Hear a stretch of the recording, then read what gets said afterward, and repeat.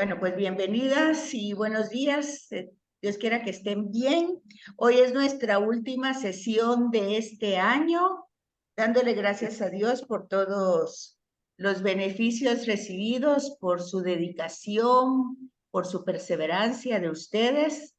Y bueno, a ver que el Señor nos abra caminos para seguir adelante. Así es que, Sandrita, creo que te toca, ¿verdad? Sí, pero puedes dejar de compartir para que yo pueda compartir pantalla. Sí, por supuesto. Gracias. Espérame un momentito. Hasta arriba. ¿Arriba dónde? Arriba donde te dice dejar de compartir pantalla, un rotulito Sí, rojo creo que primero te deja sale. de compartir tú, Stop apacha el share, botón. stop share. Sí, Sí, primero stop share. ahí, gracias, gracias. Bueno, ahí déjeme un ratito porque la tengo movida.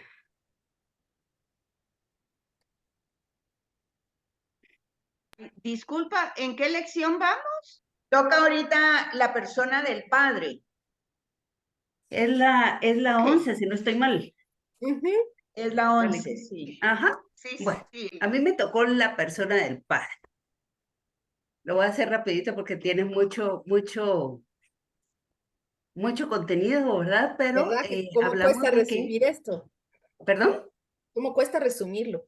Pero Sí, les voy a decir que prácticamente estas últimas sesiones ya las vimos, porque muchas de los temas que están desarrollados aquí ya los vimos cuando vimos el modo de ser de la de Trinidad Dios. y vimos a Ajá. cada una de las personas. Entonces, muchas cosas ya las vimos. Bueno, Ah, entonces aquí miramos que la paternidad en el Antiguo Testamento. Y podemos ver que en el Antiguo Testamento hay muy pocas citas que hablan eh, referente al Padre.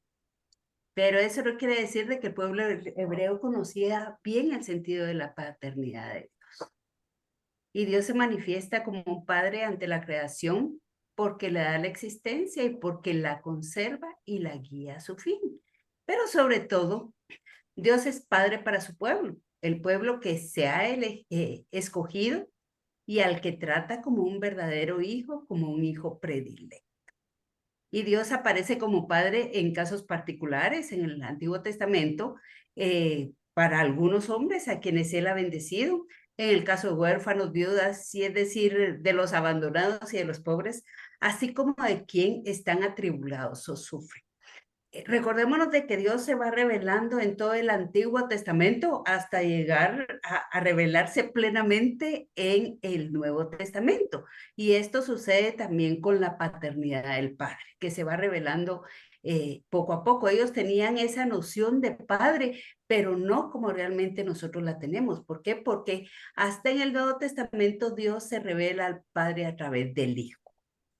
Y se revela en un significado como muy personal. No era el padre del pueblo de Israel, sino en el Nuevo Testamento se nos revela de esa forma personal. Y esa paternidad en el Nuevo Testamento se expresa en dos sentidos. Primero, la paternidad hacia su Hijo Jesucristo, que es la paternidad eterna, que compete al Padre del Hijo eternamente generado, pero también en el Nuevo Testamento se mira esa paternidad hacia la creación, dentro de la cual recibe un valor de todo especial la paternidad hacia el género humano. Nosotros podemos ahora ya, a través de esa revelación del Padre en el Nuevo Testamento, podemos verlo nosotros también como Padre en una forma personal.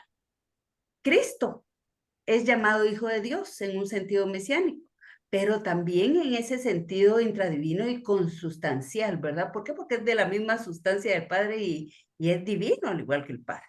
Hay una intimidad especial entre el Padre y el Hijo en la que nosotros no participamos. Nosotros leemos especialmente Juan, no recuerdo si comienza en el versículo, el capítulo 12, 13, 14, miramos esa unidad plena que ellos realmente tenían. Y dice que el Hijo es sabiduría, conocimiento del Padre y también es esa revelación del Padre. Y el Padre cumple la obra de la revelación en la identidad del Hijo. Miren, la identidad del Hijo se conoce hasta en el Nuevo Testamento. ¿Y cómo se conoce? Por las intervenciones de la voz del Padre. En el bautismo, en la transfiguración, donde Él lo llama a ese Hijo amado. Y antes de la pasión, donde habla de que su gloria es la gloria del Hijo también, ¿verdad? En el Evangelio de Juan, Cristo declara abiertamente que el Padre es quien da testimonio a su favor. O sea, que la revelación se da, Jesús revela al Padre y el Padre revela al Hijo. Y esa filiación divina implica una identificación total con el Padre que supera todos los niveles humanos. Esa unidad es especial, que nosotros realmente no la podemos vivir como ellos lo viven. Y el Padre le ha dado todo al Hijo, quien no hace nada por su propia cuenta, sino que todo lo que Él hace, lo hace porque lo ve al Padre hacer, ¿verdad? Y el Hijo es generado eternamente por el Padre y es Dios desde el principio. Es el Hijo unigénito que viene al mundo y se hace carne. Y el Hijo recibe al Padre en la eternidad la gloria divina y la muestra al mundo. Y esto nos lo dice Juan 1:4. Y hemos visto su gloria como de unigénito del Padre, lleno de gracia y de verdad. Pero dice que la percepción de este misterio de paternidad y filiación divina es precisamente lo que puede hacer que se descubra la relación de filiación verdadera, de gracia, de amor divino en la que puede participar el hombre mediante el Hijo.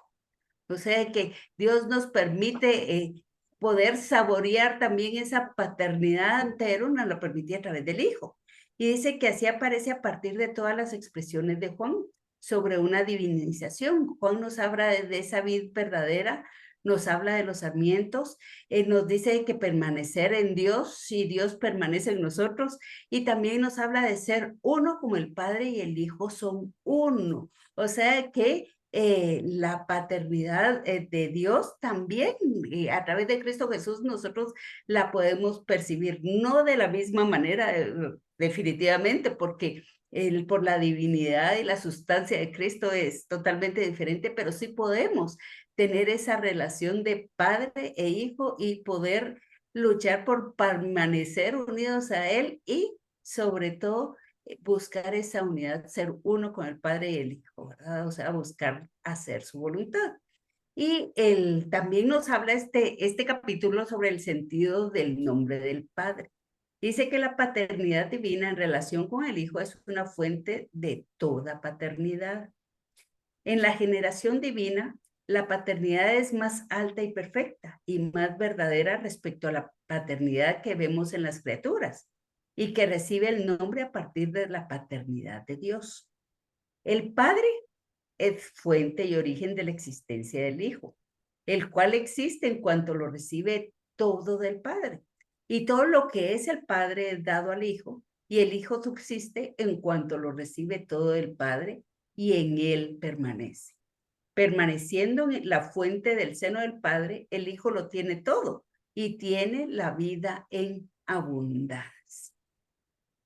Y es lo que también nos ofrece a nosotros, ¿verdad? Cuando nosotros de verdad nos unimos como ese sarmiento a Él, también nos ofrece esa vida en abundancia.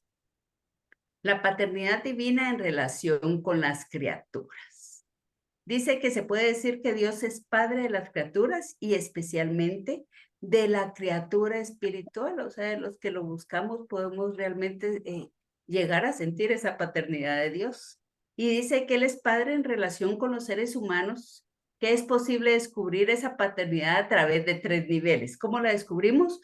Por su imagen y semejanza a los hombres, por la gracia que nos hace esos hijos adoptivos en Él y por la participación en la condición de la gloria en la vida eterna. O sea, estos 3 puntos nos muestran esa paternidad de Dios. Y miren lo que nos dice Efesios 1:3-6. Bendito sea Dios y Padre de nuestro Señor Jesucristo, que nos ha bendecido con toda clase de bendiciones espirituales en los cielos, en Cristo, por cuanto nos ha elegido en Él antes de la fundación del mundo, para ser santos e inmaculados en su presencia en el amor, eligiéndonos de antemano para ser sus hijos adoptivos por medio de Jesús, según el beneplácito de su voluntad, para alabanza de la gloria de su gracia, con la que nos agració en el amado. Si nosotros miramos esto que está resaltado, podemos ver que nosotros somos hijos en el Hijo. Nosotros, por medio de Cristo Jesús, es que podemos llegar a ser hijos de Dios. Y el Padre es Dios. Dice que la novedad del Nuevo Testamento es la Trinidad. En el Antiguo Testamento no se habla de la Trinidad, en el Nuevo sí. No con el nombre de Trinidad, pero sí se nos habla del Padre, del Hijo y del Espíritu Santo, especialmente lo hace Juan, ¿verdad? Y dado que el Nuevo Testamento nos refiere a la palabra de Cristo, a quien hasta este momento desconocíamos en su categoría de Dios, quien nos habla de Dios Padre. Y la paternidad nos hace comprender la divinidad del Hijo. Y esto se acrecienta con el paso del tiempo hasta llegar a la fórmula clarísimas que dice Dios es Padre, Dios es Hijo y Dios es Espíritu Santo. El Padre es omnipotente, Él es principio y Él es origen. ¿Qué significa la omnipotencia de Dios? Dice que la omnipotencia de Dios se refiere a la potencia activa como principio de acción, que por ser Dios acto puro se encuentra en el máximo grado. Dios, que está totalmente en acto, es decir, totalmente realizado en todo, está máximamente en condición de realizarlo todo. Por tanto, Dios puede todo lo que es posible y solamente no puede lo que implica la contradicción, justamente porque esto no es posible. Sin contraste. ¿Perdón? Esta omnipotencia divina se atribuye en primer lugar al Padre como aquel en quien reside. Dice que en relación al Padre, la omnipotencia se predica en dos sentidos. Un primer sentido es intratrinitario, con referencia a la potencia o capacidad de generar al Hijo y de expirar al Espíritu Santo. Y en este sentido, la omnipotencia recibe también otros nombres, el origen y el principio. En el segundo sentido, omnipotencia, se predica del Padre con referencia a la capacidad o potencia de crear. Este es el origen que se atribuye al Padre, como habíamos indicado cuando se habla de las atribuciones, aun siendo este un acto de Dios como Trinidad. Y en este sentido, el Padre, que es llamado omnipotente, aparece como el primer intérprete y garante de la unidad divina, y se constituye siempre como el primero de la triada divina. En él descansa el primer lugar y como última morada toda la divinidad. Y en cuanto a principio, tanto en la escritura como en la tradición, el Padre se le designa como aquel que genera y expira y como aquel que envía. Pero el sentido del envío no tiene que ser interpretado como lejanía. La relación de compromiso profundo con la historia de la salvación es ciertamente y ante todo suyo, ¿verdad? O sea, que Él envía al Hijo, que Él envía al Espíritu Santo, no quiere decir de que Él esté lejos de esa historia de la salvación. ¿Por qué? Porque no podemos separar a la Trinidad, ¿verdad? Y tanto ama a Dios al mundo, dice Juan 3:16, que envía a su Hijo. O sea, que aquí miramos esa participación por medio del amor, ¿verdad? Cuando leemos Juan 3:16. Dice que el Padre es aquel que conserva desde siempre el plan de la salvación, su misterio, y que lo lleva a cabo enviando a su Hijo y el Espíritu Santo. Recordémonos que el plan de salvación lo miramos en Génesis 3:15, desde la caída del hombre. Ahí viene ya ese plan de salvación. Dice que la unidad entre el Padre y el Hijo se manifiesta todavía más si cabe en la misión del Hijo. Cristo insiste en decir que el Padre que está conmigo es quien realiza las obras. Y el fruto de la salvación consiste en la inhabitación de Dios en el hombre. Y Cristo subraya que si alguien me ama, observa mi palabra, y mi Padre lo amará y vendremos a él y haremos morada en él. O sea que la Trinidad también hace la morada en nosotros. Se nos habla de Dios, que Dios Padre es amor. Y la expresión Padre que Cristo usa para hablar de Dios y para dirigirse a Él tiene un claro sentido del amor. Y revela precisamente el amor que Dios mismo es en su intimidad. El sentido de confianza y abandono, tales como en las manos del Padre que Cristo vive, pues desea hacer en toda su voluntad, lo espera todo el Padre y refleja la bondad del Padre. Pero ese abandono también Cristo invita y enseña a sus discípulos a tener la misma confianza en el Padre amoroso. Y no solamente a los discípulos, sino también nos invita a nosotros a tener esa confianza, ese abandono, ese buscar hacer la voluntad de Dios. ¿Por qué? Porque Dios es ese Padre de amor. Dice que en el Padre Nuestro especialmente les enseña que debe rezarse siempre con simplicidad y confianza y con la seguridad de que somos escuchados por nuestro Padre. El Dios que Cristo revela es Padre y nos podemos confiar totalmente en Él porque vivimos de Él y Él procura siempre nuestro bien.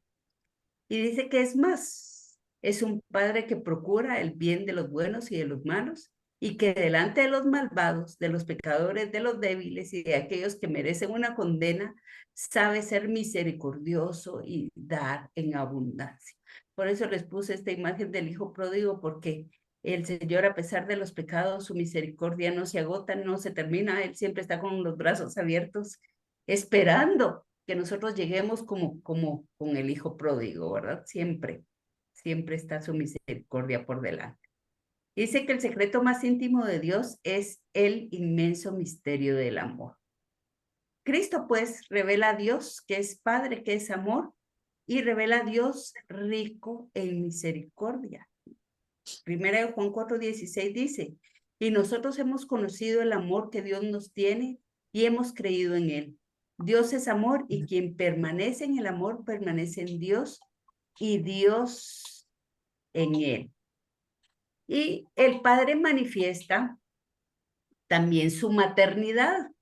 Dice que algunas características pertenecientes más bien a la sensibilidad femenina son la manifestación de su corazón misericordioso, con esos matices de entrañas de misericordia que son propias de una madre. Y podemos decir además, estos rasgos constituyen el aspecto más íntimo de la identidad de Dios. Pero tenemos que recordar que Dios trasciende de la distinción humana de los sexos. Dios no es hombre ni mujer, Dios es Dios. Y Dios, ¿qué es lo que ha hecho? Nos ha dado parte de sus atributos, unos atributos a la mujer y otros atributos al hombre. Pues, ¿verdad? No quiere decir de que Dios tenga los atributos de una mujer, sino una mujer tiene los atributos de Dios, ¿verdad? Y parte de son esas entrañas de misericordia. Y la paternidad divina es la fuente de toda paternidad y de maternidad.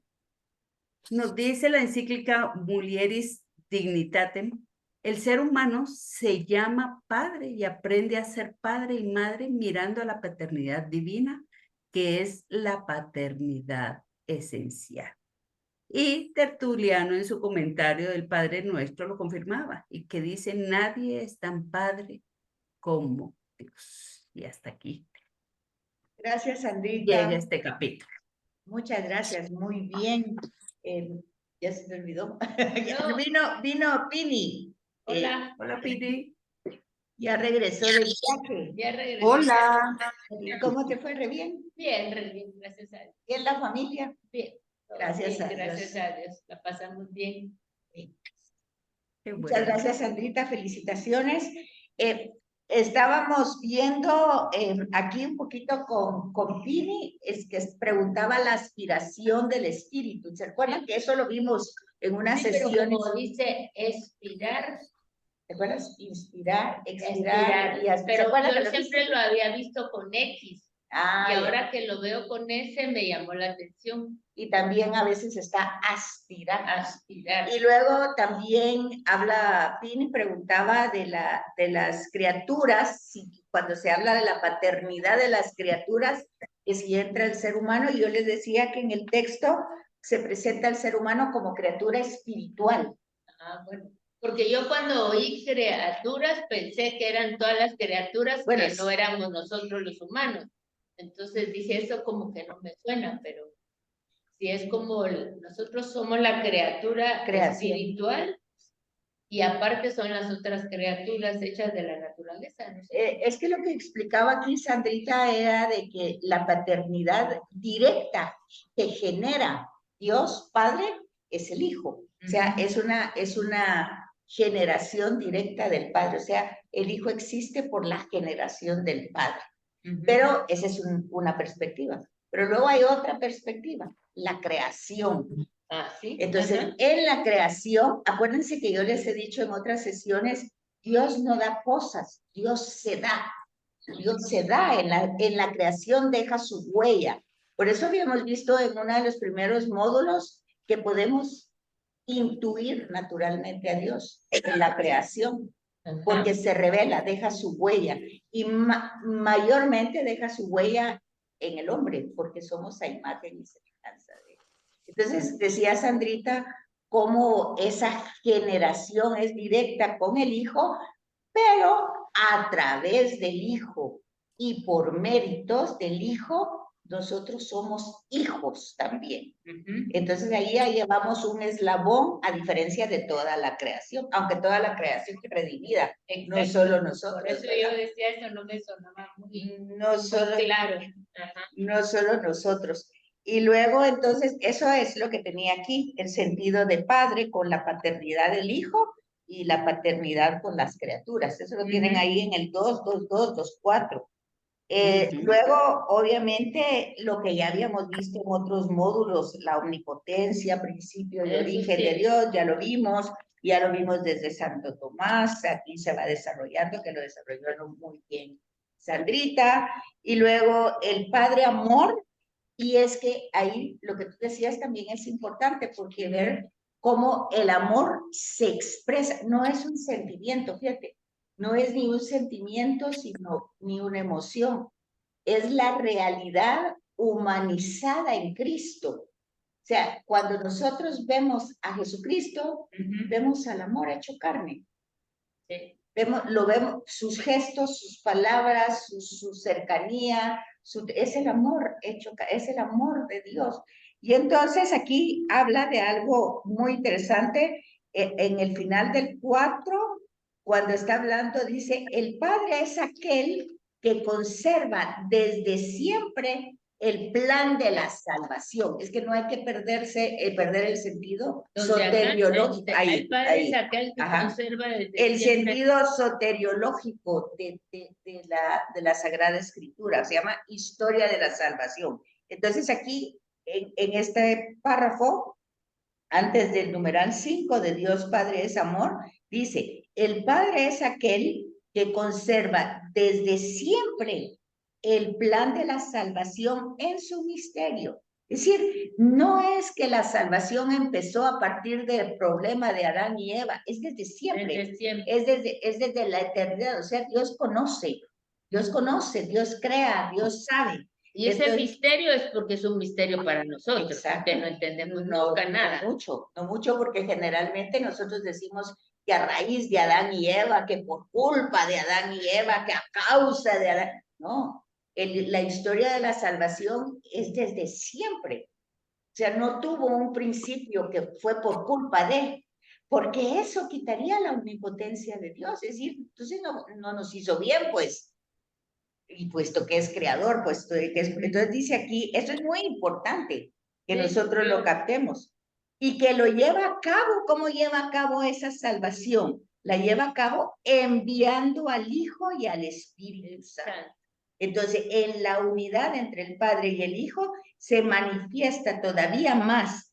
Si cabe, en la misión del Hijo, Cristo insiste en decir que el Padre está conmigo, el Padre que está conmigo es quien realiza las obras. O sea, no es Jesús, directamente dicho por Jesús, es la acción del Padre en Jesús y la fuerza del Espíritu. Entonces dice, el fruto de la salvación, otra vez acordarse, consiste, fíjense que esto es bellísimo, consiste en la inhabitación de Dios en el hombre. Eso es lo que realmente nos ha traído Jesús, que Dios habite en nosotros. Pero esto es sumamente importante, porque no habita solo en los que van a misa, rezan el rosario, van al santísimo, no, es la humanidad, los débiles. Por eso Jesús se dirige a quienes son los enfermos los que necesitan, ¿verdad? Es la inhabitación de Dios, porque es eso, historia de la salvación. No hay que perder esa línea. Y entonces dice aquí, Cristo insiste en eso. Y el fruto de la salvación consiste en la inhabitación de Dios en el hombre. Y Cristo subraya que si alguien le ama, observará sus palabras y mi Padre lo amará y vendremos a él y haremos morada en él. O sea que esa es lo mismo de quién es mi madre y mis hermanos, los que escuchan la palabra y la ponen en práctica.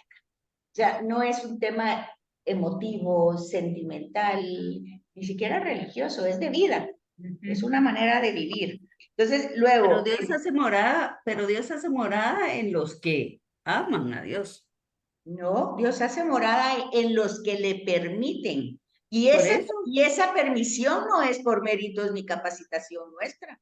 Esa es obra del es por Espíritu gracia, Santo. definitivamente. Ahí está. Entonces, por eso decíamos en otros módulos, hay que pedirlo.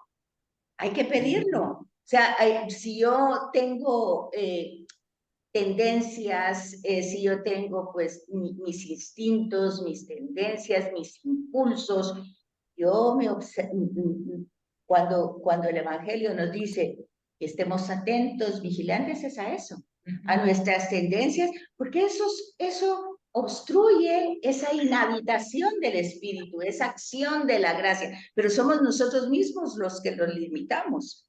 Entonces nosotros tenemos que, así como preparamos el arbolito de Navidad y las fiestas y quitamos las telas de araña y pintamos, así tenemos que trabajar en nuestro interior, quitar todo lo que obstaculiza que justamente esa inhabitación, que es la encarnación de Cristo en el vientre de María, se realice en nosotros. Ahí está tu libertad. Exacto. Entonces, y la conciencia que tengas de que esa es una realidad posible, no porque yo rece mucho, haga muchos sacrificios y esfuerzos y súplicas, porque no, ya está hecho, ya Jesús lo hizo, yo solo tengo que permitirle. Y tengo que darme cuenta que cuando no lo permito no es porque yo no quiera, es porque yo no puedo, porque tengo muchos condicionamientos generacionales, humanos, circunstanciales, familiares, son muchísimos condicionamientos. Y de formación también. Claro. Entonces, por eso dice en la otra parte, lo que acabamos de decir sobre la salvación del hombre nos conduce a subrayar el significado del amor contenido en la revelación, que Pablo lo va a decir más adelante de una manera más fácil de entender.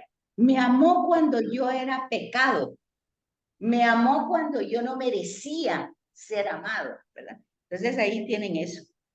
Entonces, y Cristo es el que habla, utiliza eso. Bueno, eso es solamente como un paréntesis para matizar lo bien que nos transmitió el contenido Sandrita. Luego, yo tengo una observación de esto de Dios Padre es amor, porque eso cambia un poco la idea que habían puesto anteriormente de Dios, sobre todo en el Antiguo Testamento, ¿verdad? Que Dios era como malo, que quería sacrificio, que había que tenerle mucho miedo. Nunca era el Dios amoroso de hoy en día, ¿verdad? Esa contraposición se ha dado mucho en todos los tiempos, ¿verdad? Y hasta la fecha, que Dios te perdone o no hagas eso porque Dios te va a castigar y todas esas expresiones vienen desde antes, ¿no? Pues, y hay que corregirlas, ¿verdad? Hay que corregirlas, pero están. Por eso. En el imaginario social están. Pero es que no solo está en el imaginario social, sino que está, por ejemplo, en las lecturas ahorita de Macabeos, de Daniel. Por ejemplo, la lectura de ayer que decía el hijo de Nabucodonosor, dice, te he pesado, ¿cómo era primero? Te he pesado, pesado, medido. ¿Y la primera cuál era? Híjole. O sea, que le había limitado el tiempo, o sea, Sí. como que te he dado el tiempo, te he pesado y te he dividido. Entonces, cuando uno mira eso, es como que te puchica, dices, ¿y qué había hecho? Porque ya estaba así totalmente, ya te conozco, ya te pesé y ya sé lo que sos. Ok, Te jodiste. un poco eso. Pero cuando tú ves eso y ya luego das el paso al Nuevo Testamento, tú te das cuenta de que realmente Dios conoce esa realidad. O sea que ante Dios no podemos decirle, ay, mira, yo lo que hice, pues, sabe, conoce. Él ha conocido, ha pesado y hay un resultado. Y eso también está en Mateo con el juicio final. Pero eso hay que matizarlo, porque eso no es literal así, sino que eso se matiza de la manera en el amor de Dios, en el amor de Dios tan grande que se ha encarnado, pero que no es información. Cuando nosotros leemos la escritura no estamos informándonos de cosas que pasaron, sino que son cosas que nosotros podemos experimentar. Porque si no, vamos a entrar en muchas contradicciones bíblicas.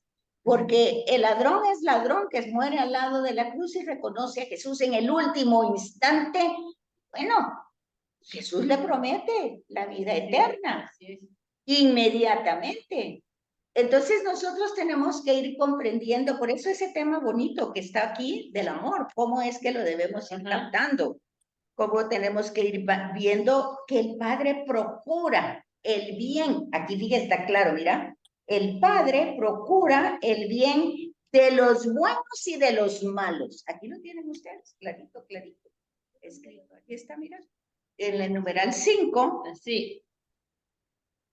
Es más, es un padre que procura el bien de los buenos y los malos, y que delante de los malvados, de los pecadores, de los débiles, de aquellos que merecen una condena, sabe ser misericordioso. ¿Ves? Ahí no hay, lo que pasa es que, bueno, si nosotros solo lo tomamos como algo mágico y no vemos ahí todo el esfuerzo humano que tenemos que ir a hacer. Es un padre que procura el bien de los buenos y de los malos. ¿Sí? Bueno, Rocío no está, que es al que le tocaba la persona del hijo. No sé si hay alguien más que esté ahí preparado con el tema. Yo quería decir 2, 3 palabras. Perdón por entrar tarde, pero como es jueves eucarístico, el Padre da la bendición con el Santísimo y se alarga. Y qué lindo trabajo hiciste, Sandrita. Lindo, sí. ¿Qué programa hiciste? ¿Canvas o dónde? No, PowerPoint. Ah, gracias. Sí, muchas gracias. Ahora no sé si Chochi quieres compartir lo del Espíritu Santo. Ahí está. ¿Me permiten compartir? Sí, hasta ahí yo no estoy compartiendo nada. Ok, sí, ya me dejó ahí. Ok. Las menos 20.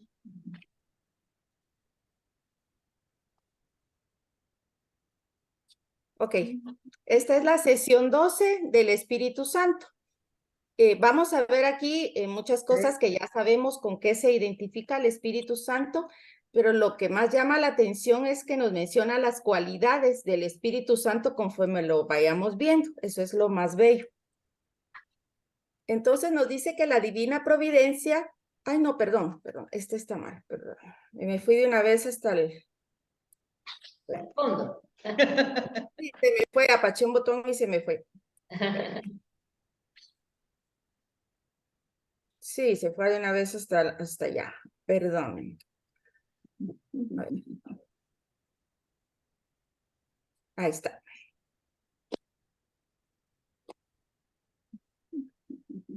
Pues sí.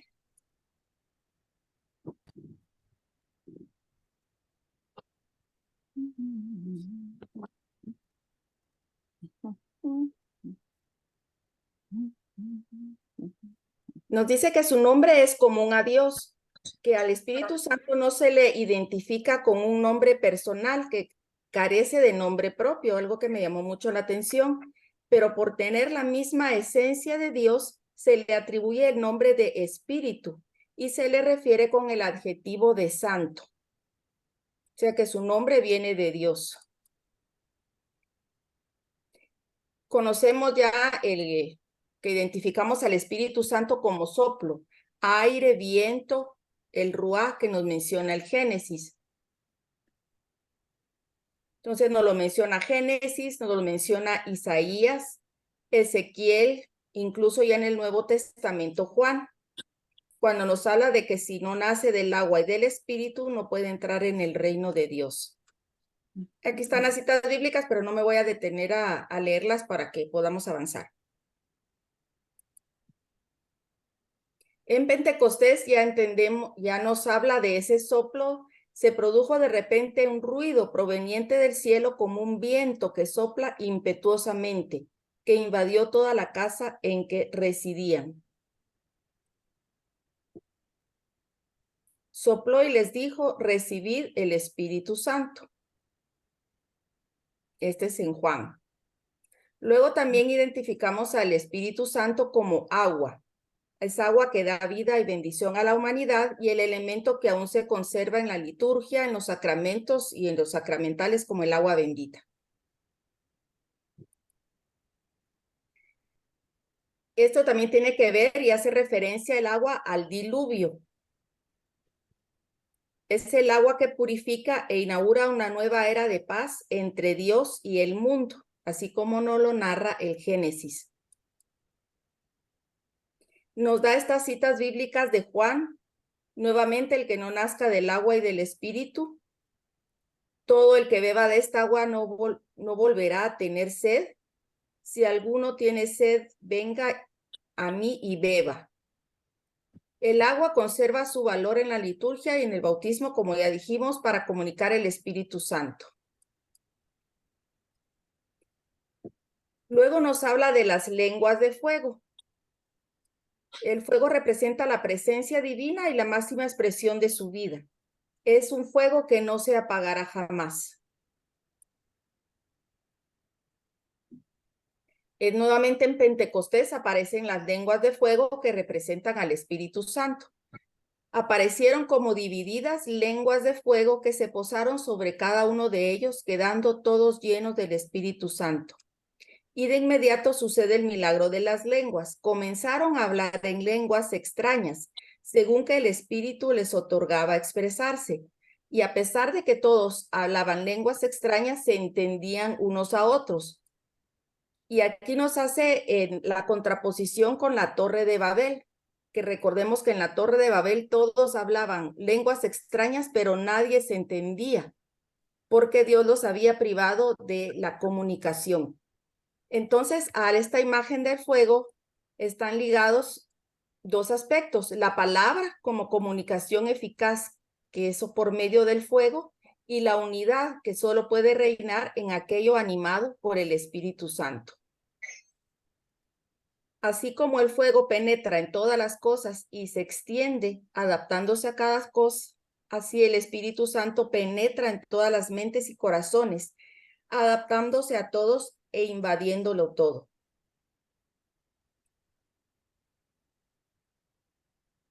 También se hace ver al Espíritu Santo por medio de la sabiduría. La sabiduría en el Antiguo Testamento es una figura multiforme y debido a muchas de sus características representa al Espíritu Santo. Y aquí todas estas cualidades que nos menciona sabiduría, nos dice cómo es el Espíritu Santo. En ella hay un espíritu inteligente, santo, único y múltiple, sutil, ágil, penetrante e inmaculado, claro, inofensivo, benévolo, agudo, libre, bienhechor, amante de los hombres, estable, seguro, tranquilo, todopoderoso, omnisciente que penetra en todos los espíritus inteligentes, puros, sutiles, porque la sabiduría, es más ágil que todo cuanto se mueve, se difunde su pureza y lo penetra todo, porque es un hálito del poder divino y una emanación pura de la gloria de Dios omnipotente, por lo cual nada manchado hay en ella. Es el resplandor de la luz eterna, el espejo sin mancha del actuar de Dios, imagen de su bondad.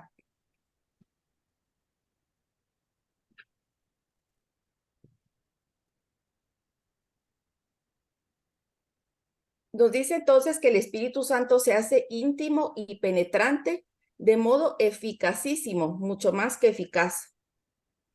Entonces el Espíritu Santo tiene una gran comunicabilidad.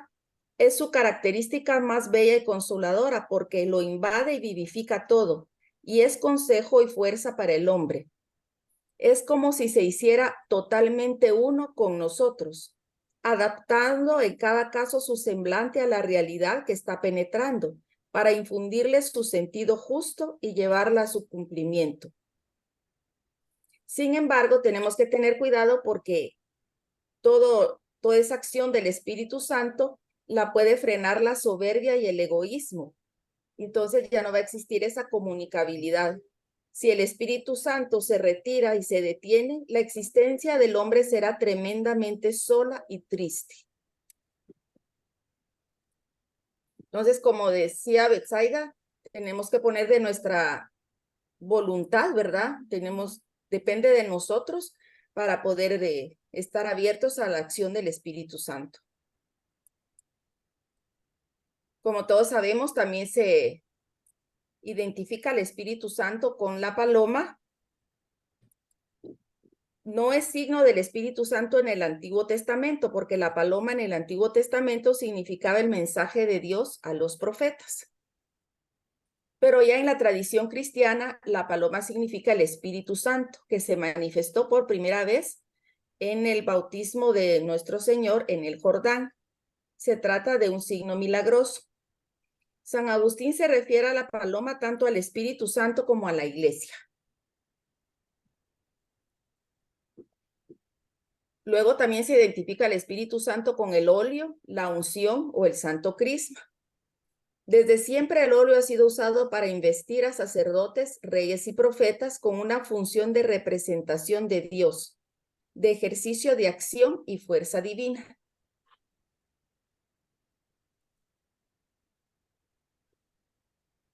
Aquí nos narra en la vez que Jesús de Nazaret, estando en la sinagoga, leyó este pasaje de Isaías. Esto nos lo narra Lucas. Dice, vino a Nazaret donde se había criado y según la costumbre entró el día sábado en la sinagoga y se levantó para hacer la lectura. Le entregaron un libro del profeta Isaías y desenrollándolo dio con el pasaje donde está escrito, el Espíritu del Señor está sobre mí porque me ungió para evangelizar a los pobres. Me envió a predicar a los cautivos la libertad, a los ciegos la recuperación de la vista, para poner en libertad a los oprimidos, para anunciar un año de gracia del Señor. Y enrollando el libro, se lo devolvió al servidor y se sentó. Los ojos de cuanto habían en la sinagoga estaban fijos en él. Comenzó a decirles, hoy se cumple esta escritura que acabáis de oír.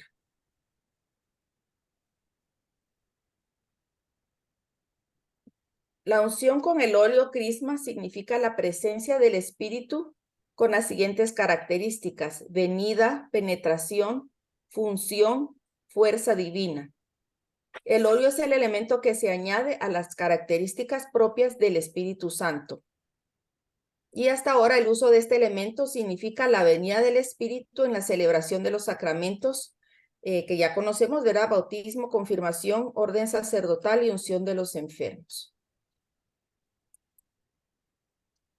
También se le identifica al Espíritu Santo con el dedo de Dios y hace énfasis en la operatividad del Espíritu Santo, que sabemos que es una operación junto con el Padre y el Hijo, que es misteriosa y omnipotente. Y se refiere también a su cercanía. A pesar de la cercanía, dice que no toca el dedo, haciendo énfasis en la cercanía de Dios, pero que también depende de la voluntad del hombre, esa cercanía. Lo que habíamos dicho anteriormente. Ah, ya lo habían dicho. Okay. No, Jesús habla del dedo de Dios. Nos hace la cita de Lucas, donde habla Jesús y dice, mas si yo arrojo a los demonios con el dedo de Dios, Entonces es que ha llegado a vosotros el reino de Dios. Y Mateo lo describe, arrojar a los demonios con el Espíritu de Dios. Entonces, con estas fórmulas, Cristo alude al poder, a la fuerza divina y omnipotente que se ejercita sobre el reino y que coincide con la eliminación de todo influjo negativo y contrario. Por tanto, esta imagen aporta mucha luz a la figura y a la función del Espíritu Santo.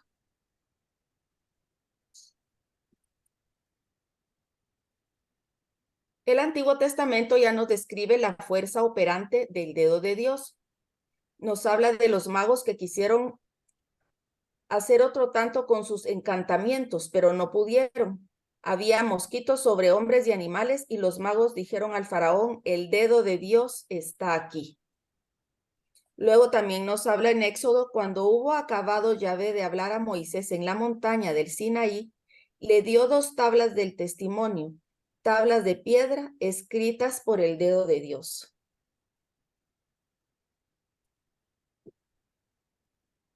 También identificamos al Espíritu Santo con el sello que se imprime un signo irrevocable que indica una pertenencia o una condición o destino definitivo. Al portador de este sello es al único que debemos seguir. Como nos dice Juan, Dios Padre le ha sellado con su sello. Con este mismo sello quedan sellados los que han alcanzado la realidad definitiva de Cristo.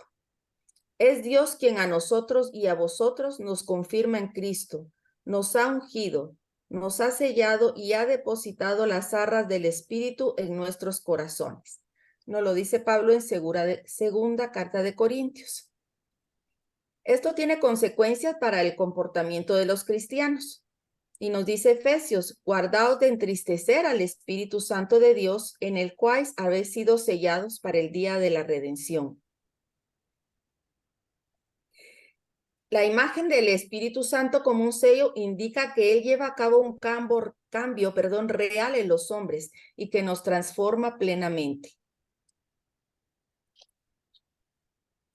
Luego nos habla del el Espíritu Santo como un don. Es enviado, es mandado para nuestra santificación. Esta de como un don está muy vinculado con el Espíritu Santo, que es amor. El Espíritu Santo es recibido, es pedido, se hace que descienda, es vertido. Y sabemos que es una gratuidad del don de Dios. Como nos narra en Hechos de los Apóstoles, cuando Simón, cuando veía que le imponían las manos, imposición de las manos de los apóstoles, que se comunicaba el Espíritu Santo, les ofreció dinero, ¿verdad? Dame a mí también ese poder de imponer las manos de modo que reciba el Espíritu Santo. Y Pedro le contestó, sea ese tu dinero para perdición tuya, pues has creído que con dinero podía comprarse el don de Dios. Jesús asimismo promete mandar el Espíritu Santo que el Padre da a los discípulos. Nos narra Juan, si conocieras el don de Dios y quién es el que te dice dame de beber, tú le pedirías a él. Esto es lo que le dice Jesús a la samaritana. 5 veces nos dice que San Juan nos narra esta promesa de Dios de mandar el Espíritu Santo.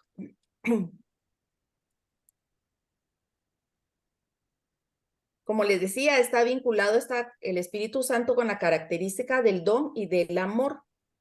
San Juan sintetiza de este modo toda la novedad del Evangelio. Él nos habla mucho de que Dios es amor. El Espíritu Santo es un don. Se deduce que el Espíritu Santo tiene una especialidad para... Así que suba. Bueno, gracias. Para representar a Dios como amor, porque como observa Santo Tomás, uno se dona cuando ama y por tanto el don muestra el amor y el primer don es propio del amor. Y nos dice Romanos, y la esperanza no quedará confundida, pues el amor de Dios se ha derramado en nuestros corazones por virtud del Espíritu Santo que nos ha sido dado.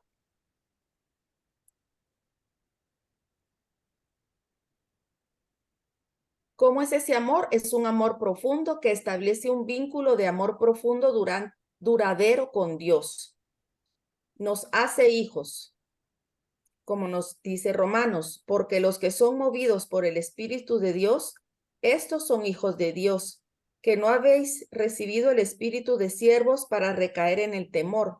Antes habéis recibido el espíritu de adopción por el que clamamos Abba Padre. El Espíritu también entonces infunde en nosotros un profundo deseo de Dios, sigue Romanos, porque nosotros no sabemos pedir lo que nos conviene, mas el mismo Espíritu aboga por nosotros con gemidos inenarrables, y el que escudriña los corazones conoce cuál es el deseo del Espíritu, porque intercede por los santos según Dios.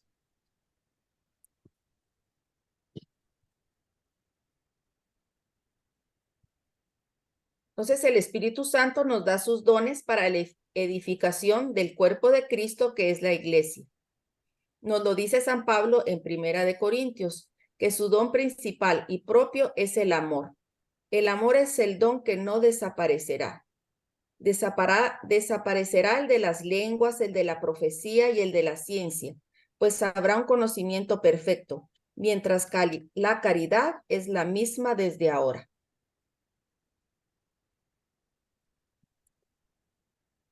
Identificamos luego al Espíritu Santo con la paz.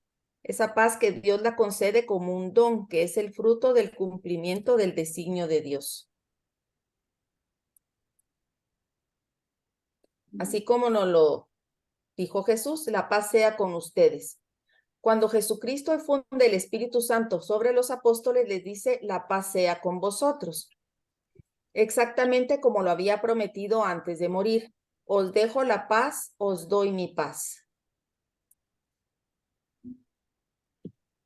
San Agustín nos dice que la paz radica en el orden, en la perfección de quienes han hallado su lugar y han conseguido el sentido justo de su existencia, el cumplimiento en su orden y lugar, es decir, que están en comunión con su fin, que es Dios. Para obtener una presentación y conocer el misterio de la persona del Espíritu Santo, así como una descripción de su acción maravillosa y misteriosa del mundo, resulta muy útil leer y meditar estos himnos litúrgicos de Veni Creator y Veni Santo Espíritu. Si nos da chance, lo vemos al final. Variedad de imágenes espirituales, fruto de la experiencia personal de los santos. Hay una gran variedad de imágenes que permiten captar varios aspectos de la relación con el Espíritu Santo. Y, por ejemplo, la llave de San Simeón, el nuevo teólogo. O sea, hay muchas más imágenes, ¿verdad?, que podemos tener del Espíritu Santo. Y para finalizar, nos habla del Espíritu Santo en la historia. Nos dice que el Espíritu Santo entra en la historia del hombre como un enviado y la historia se vuelve sagrada. Él la penetra y la conduce hacia su fin, que es la parusía. El Espíritu Santo toma la iniciativa de conducir todo hacia su cumplimiento. La divina providencia se le puede atribuir al Espíritu Santo. Nos dice el numeral 303 del Catecismo. Dios tiene cuidado de todo, de las cosas más pequeñas hasta los grandes acontecimientos del mundo y de la historia. Y el Espíritu Santo fue enviado personalmente a la historia de la humanidad y por eso es que se le puede atribuir la divina providencia al Espíritu Santo. Su presencia también facilita el ejercicio de nuestra libertad. Gracias a él, la mente del hombre se ilumina, la naturaleza humana herida se cura, las pasiones se serenan, la voluntad se refuerza y la calidad se dona abundantemente. Entonces el hombre tiene capacidad de responder y colaborar con su libertad para que la existencia alcance su cumplimiento.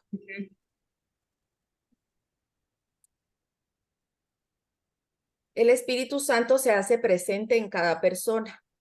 La visita, la permea y la renueva.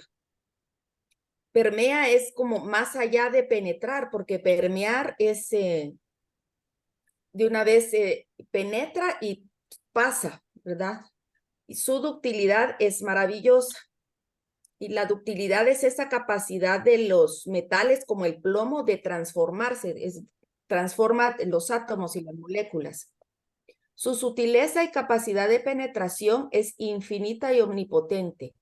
Por eso se dice que no conocemos su rostro y que permanece misterioso, porque se adapta a cada persona y al hacerse íntimo no se le puede separar y aislar para ponerlo delante de uno. Como dijo San Basilio, Él permanece dentro con nosotros y en nosotros. Eso es todo. Gracias, Chochi. Muy, muy bonito. Mira, yo mandé Espíritu Creador al chat, si lo quieres compartir, porque ahí está todo lo que has dicho.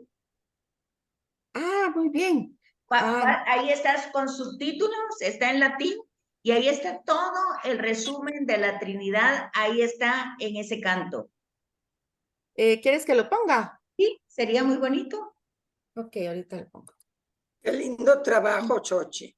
Muy bonito. Gracias, Susi. Claro. Son unas campeonas. A ver si me lo comparten para añadirlo a la presentación que tenemos del trino, Ah, ok. Este es, ¿verdad, Betsy? Ese. Ok. Tienen los subtítulos para que lo lean. Está Ok. en español, está en latín.